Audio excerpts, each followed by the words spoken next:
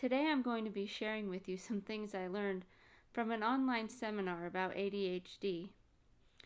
This was featured on ADHDonline.com, and I am not affiliated or sponsored with them. I just love their content, and it's so helpful. And they do provide a lot of free seminars. And so all you have to do is sign up for their website. I'm not sure if you have to pay for a subscription to access the seminars. I'm not sure. But I know you at least have to sign up and create an account with their website, which is free.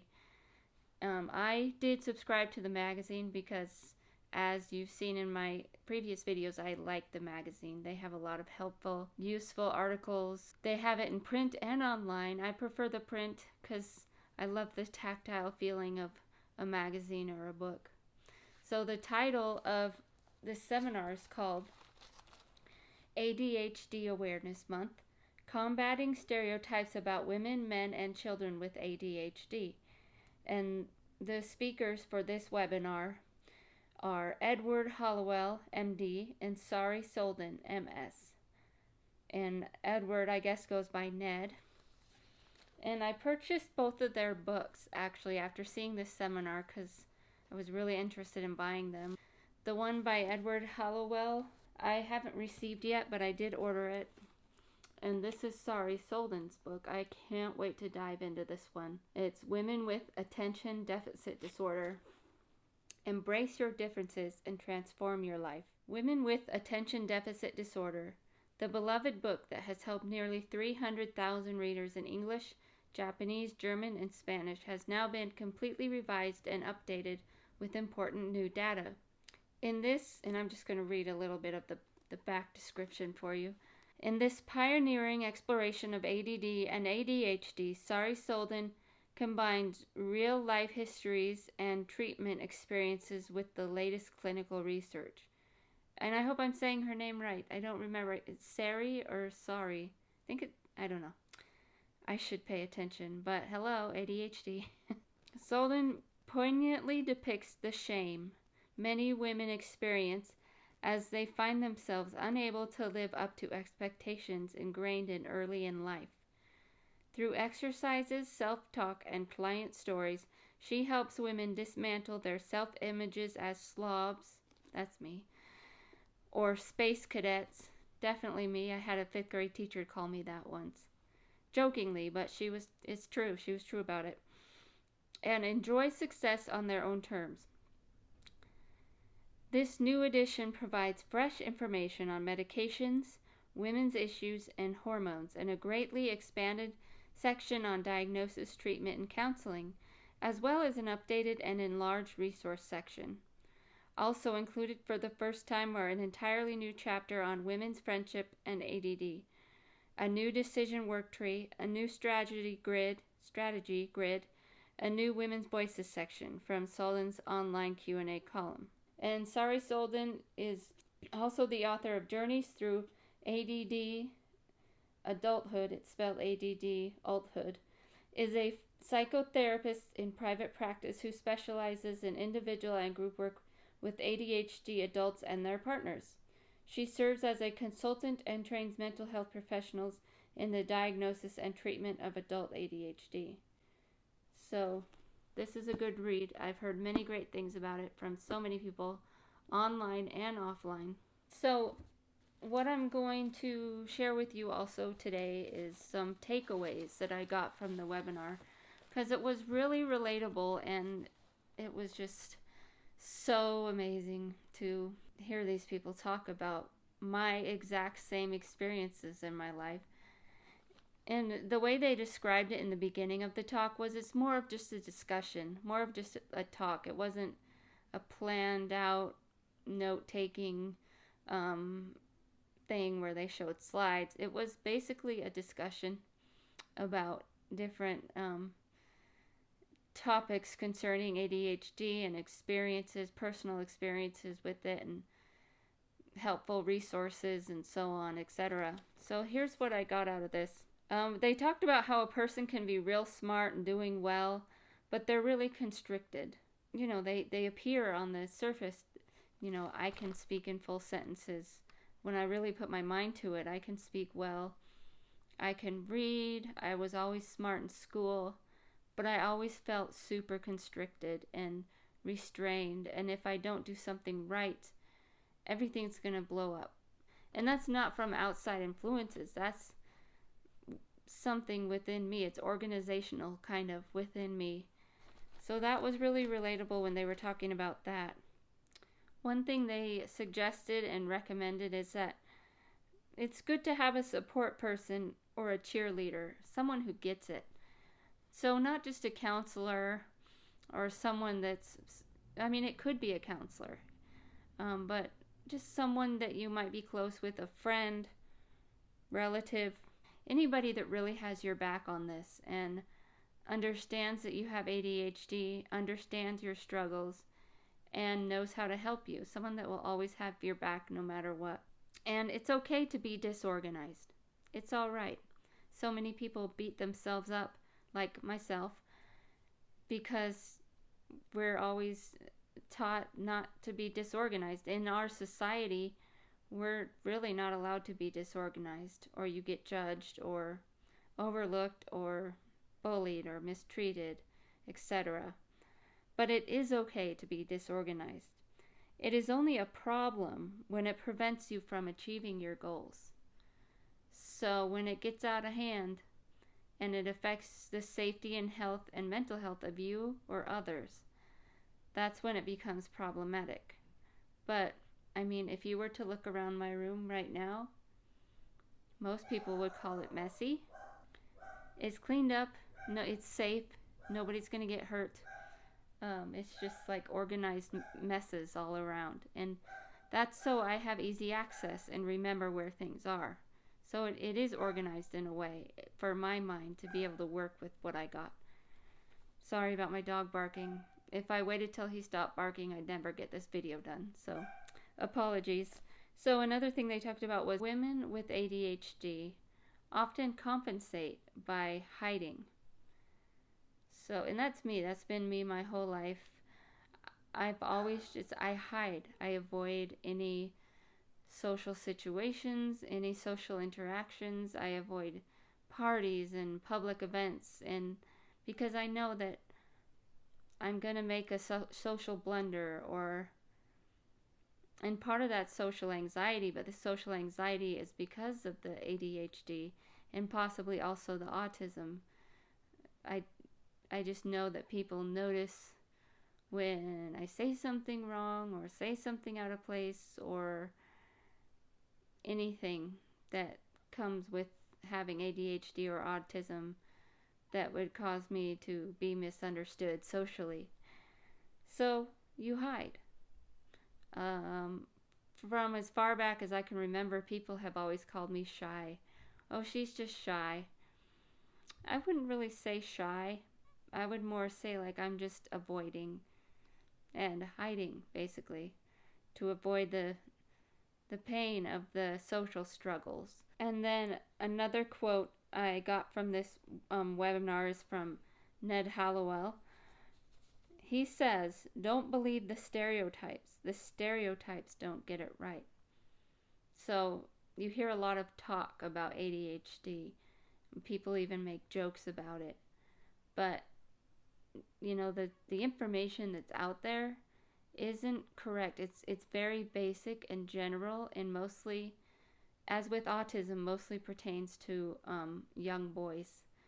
It does not, the stereotypes that are out there do not take into consideration the full effect that ADHD has, or how ADHD presents itself in women and girls.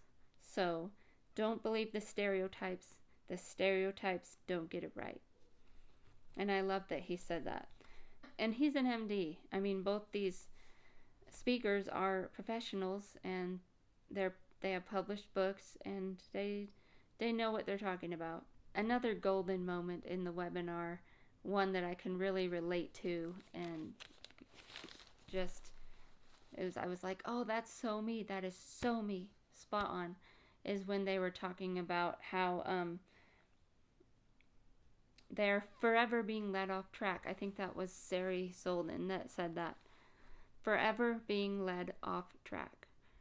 And I've never heard any other person say they have that experience before. And it is an ADHD thing, come to find out.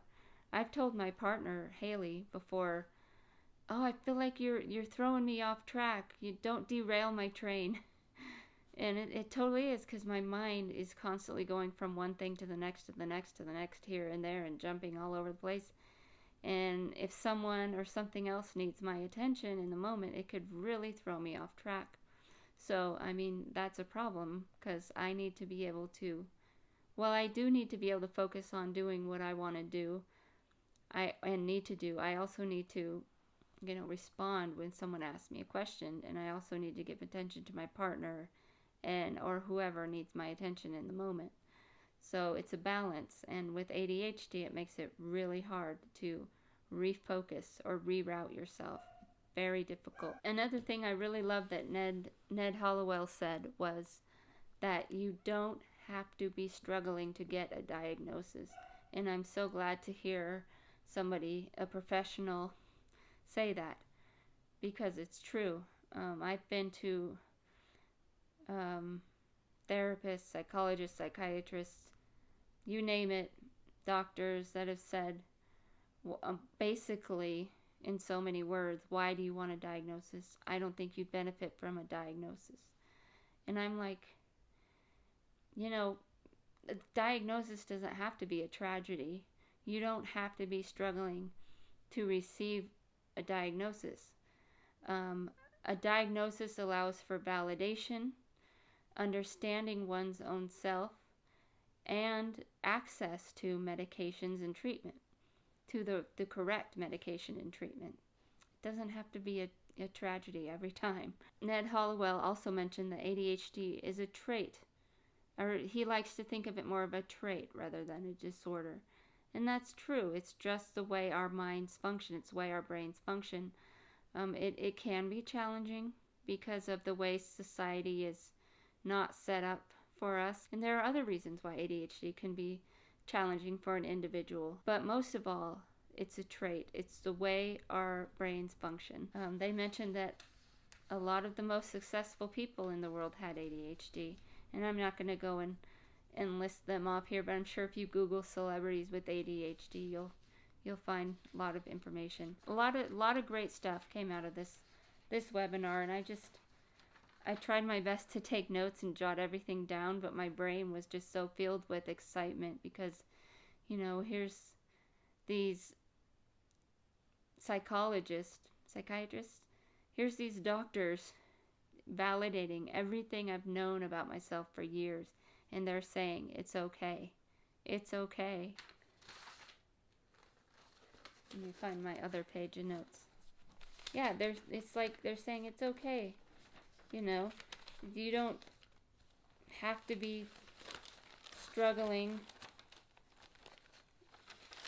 to be validated for having ADHD. And that is so important. Because you know your lifelong experiences, you know how things work inside your mind, and you know your struggles and your challenges and your differences. How can anybody tell you you're wrong about what you know about yourself? Now, I will give you, there is a lot of overlap, but of symptoms between, different things. But seeing that a lot of how ADHD presents itself in females and inattentive HD, and what that looks like, is not talked about in psychology circles, in the psychology profession. It's not known about, which is sad, and it's not talked about. One of the things they did mention in the in the webinar, is that,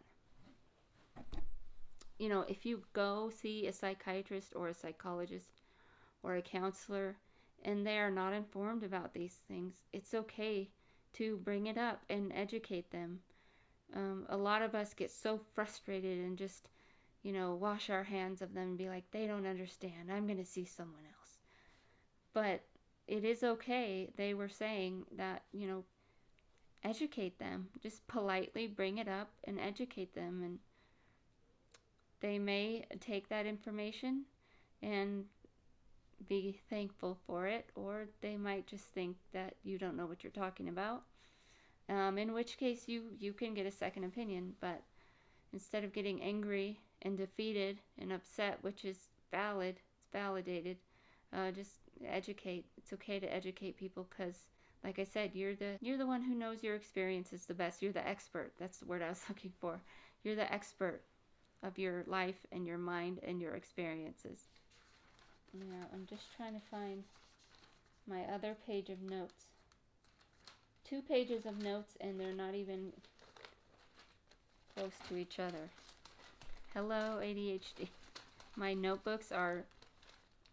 nobody would understand them if they tried to read them. Okay. The next thing in my notes. ADHD is biochemical. Means there's not enough dopamine. You're not getting enough dopamine. Your dopamine receptors don't work the way they should.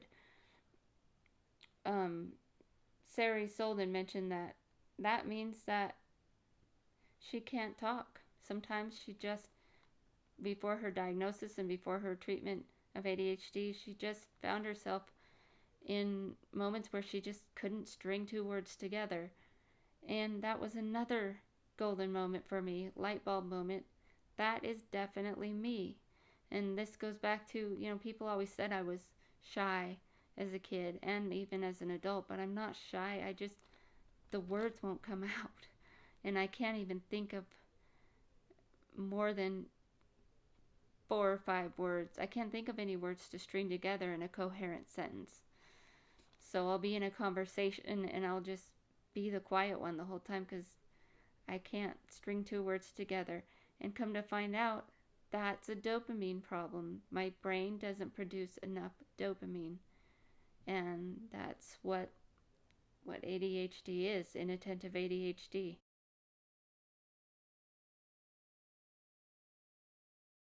So it's totally biochemical, and I can't tell you how exciting, frustrating, all the things, all the emotions that it is to find all this stuff out.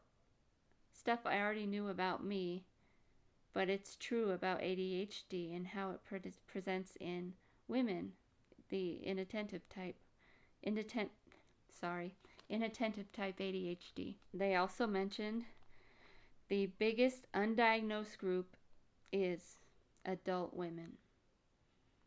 People just don't understand, and oftentimes we're misdiagnosed with all kinds of different things, mostly depression and anxiety, when it's not depression and anxiety. And in fact, that's a large part of the reason why SSRIs don't help us, because that's not where our brain misfires or misfunctions. It's the dopamine receptors.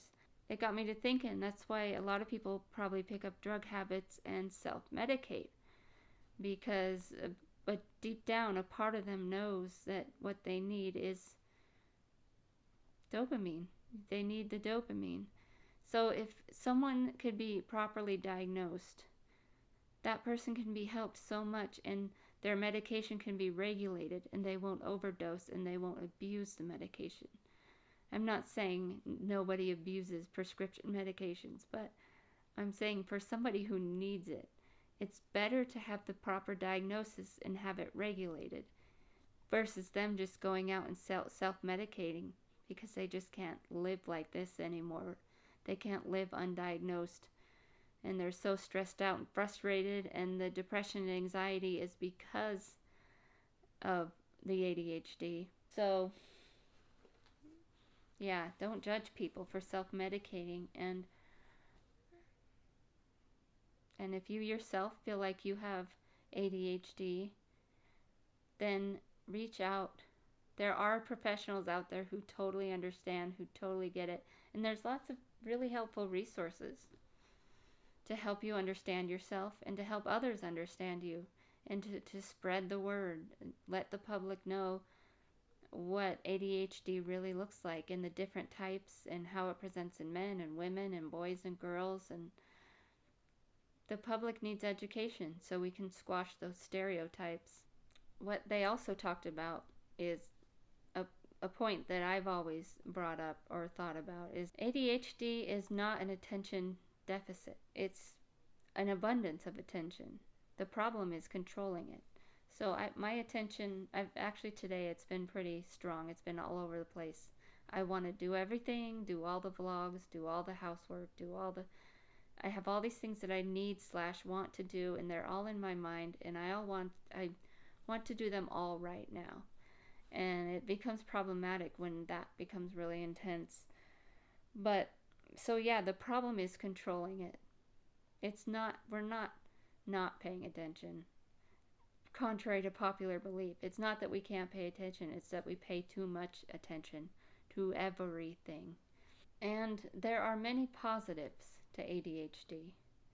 I think the world is moving forward in coming to realize this versus the tragic narrative that people have both of autism and ADHD.